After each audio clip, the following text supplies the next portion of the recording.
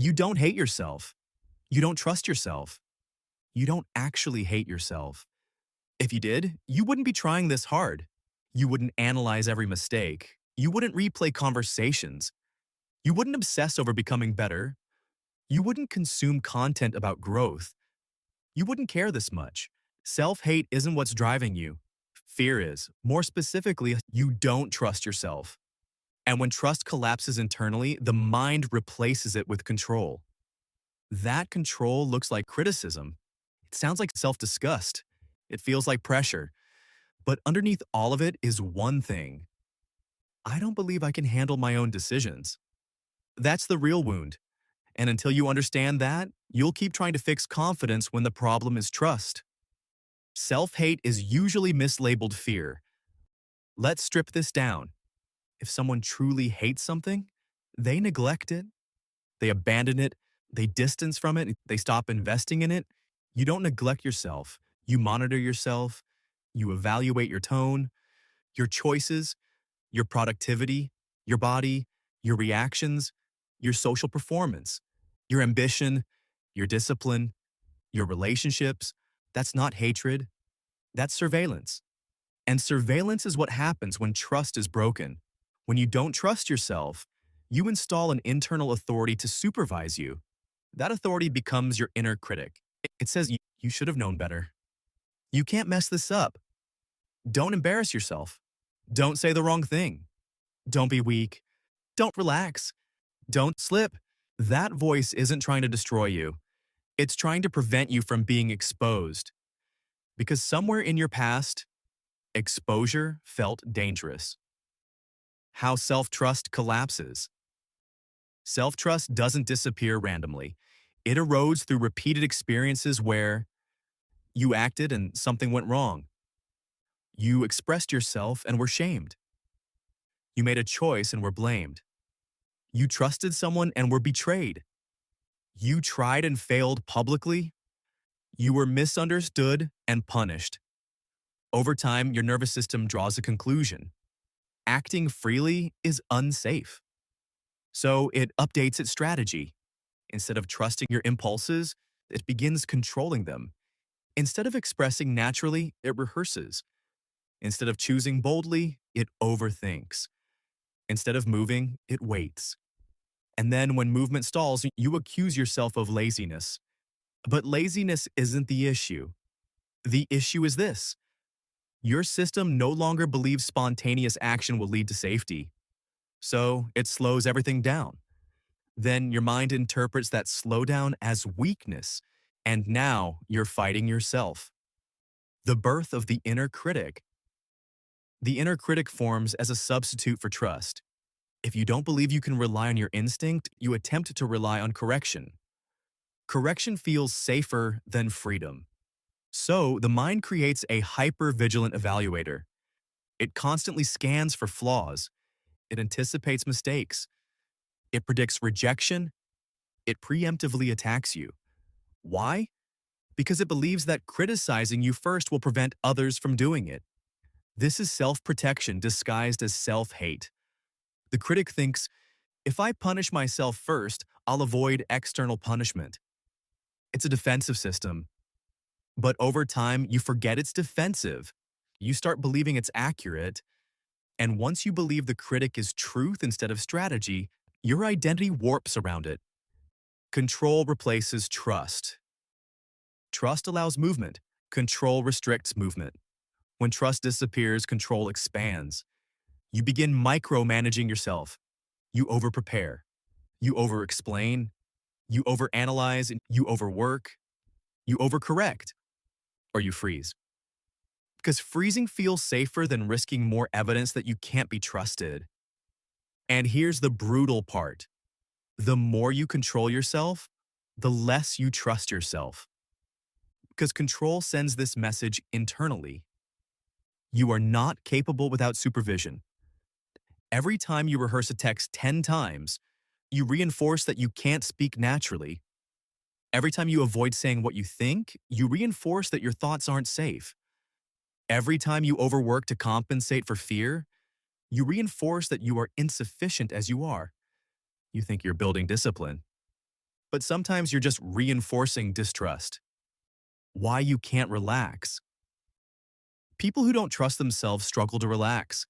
Relaxation requires safety, and safety requires belief that you can handle what happens next. If you don't trust your future reactions, you stay tense. You anticipate problems. You anticipate criticism. You anticipate mistakes. You anticipate failure. Your body remains braced, even when nothing is happening. And that constant bracing gets labeled anxiety.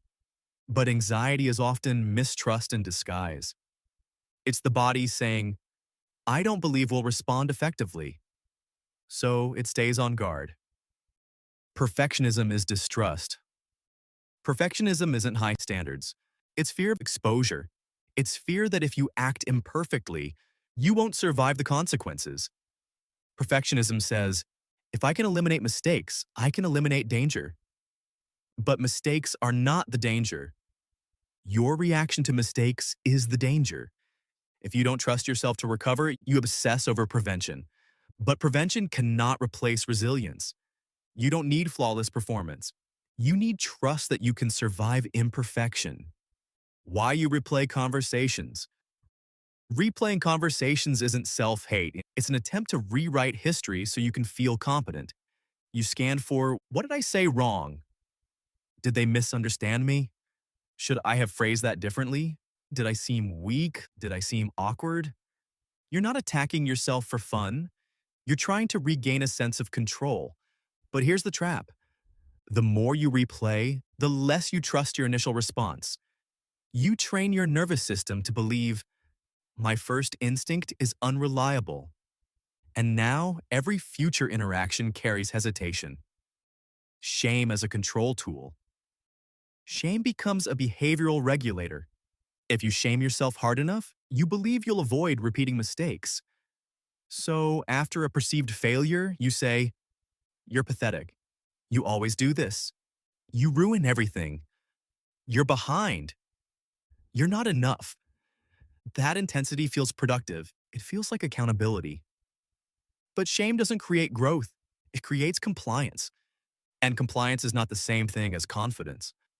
Confidence requires experimentation. Shame punishes experimentation. So, growth stalls. The cost of distrust. When you don't trust yourself, you hesitate, you second guess, you delay, you apologize excessively, you explain too much, you ask for reassurance, you avoid decisions, you rely on external validation. And the longer this continues, the more your identity solidifies around fragility. You begin to believe you're fundamentally flawed. But the flaw isn't you, it's the absence of trust. Trust is built through survival, not certainty. Here's the part most people misunderstand. Trust is not built through perfect decisions. It's built through surviving imperfect ones. You don't trust yourself because you always choose correctly. You trust yourself because you recover when you don't. Every time you make a decision and remain intact, evidence accumulates. Every time you speak and survive misunderstanding, evidence accumulates. Every time you fail and don't collapse, evidence accumulates. Self-trust is biological. It forms through repetition, not through affirmations, not through insight, through lived proof. The brutal truth. You don't need to become better before trusting yourself. You need to trust yourself before becoming better. Because improvement requires movement, and movement requires trust. If you wait until you feel worthy, you'll stay stuck. Worthiness is not the entry requirement. It's the byproduct of repetition. How to rebuild trust? Not through journaling, not through more analysis, not through dissecting childhood for another decade. You rebuild trust through small, uncorrected actions. Say the sentence once, don't edit it. Survive the discomfort. Make the decision, don't poll 10 people. Stand behind it. Send the message, don't reread it 12 times. Rest without earning it. Stop explaining yourself when no explanation is required. Let someone misunderstand you without chasing clarity. Each time you do this, your nervous system records, we acted, we survived. That's the only language it understands. You are not broken. You adapted. At some point, self-monitoring kept you safe. Overthinking protected you. Perfectionism prevented humiliation. Criticism reduced risk. Shame ensured compliance. Control minimized chaos. Those strategies worked until they didn't. And maturity means updating survival strategies, not shaming yourself for having them. The identity shift. The shift isn't from self-hate to self-love. It's from supervision to trust. You don't need to adore yourself. You need to rely on yourself. You need to believe, if I choose and it goes wrong, I will handle it. That belief creates calm. That belief reduces anxiety. That belief eliminates obsessive self-correction. Because when you trust yourself, mistakes lose their catastrophic charge. The final truth. Self-hate is loud. Distrust is quiet. It hides beneath ambition. It hides beneath productivity. It hides beneath self-improvement. It hides beneath discipline. But if you look closely, the question underneath all of it is this: can I handle myself? If the answer feels uncertain, you'll keep controlling. If the answer becomes yes, control relaxes. And when control relaxes, confidence appears naturally. Not because you're flawless, but because you're stable. You don't need to eliminate fear. You need to survive action. You don't need to silence your critic. You need to outgrow it. You don't need to love yourself more. You need to trust yourself enough to move. That's the work. And it's less dramatic than you think. It's built in ordinary moments. Decisions, conversations, boundaries, attempts, recovery, act, survive, repeat. That's how trust returns. And when trust returns, self-hate dissolves on its own. Because it was never hate to begin with. It was fear. And fear loses authority when you prove you can live without obeying it. Thank you for watching. This is MindStickz.